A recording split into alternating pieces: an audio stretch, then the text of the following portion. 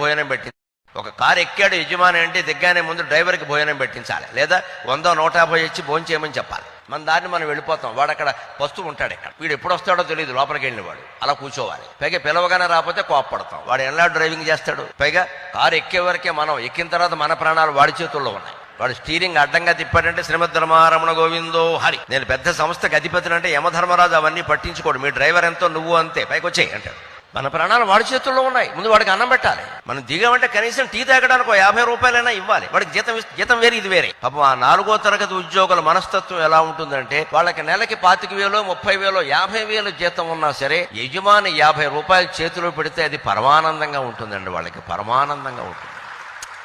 మా సారు ఎప్పుడు దిగినా 50 రూపాయలు చేతిలో పెడతారు అని ఇంటికి వెళ్ళి వాళ్ళ ఆవిడికి చెప్తాడు. ఆవిడెంత ఆనందిస్తుందండి. దీంట్లో మనకు పోయేది ఏమిటి? రోజుకో 50 రూపాయలు చొప్పున దానం చేసినా 1500 కాలేదే. మనం సంపాదించే లక్షల్లో ఇది ఒక కారు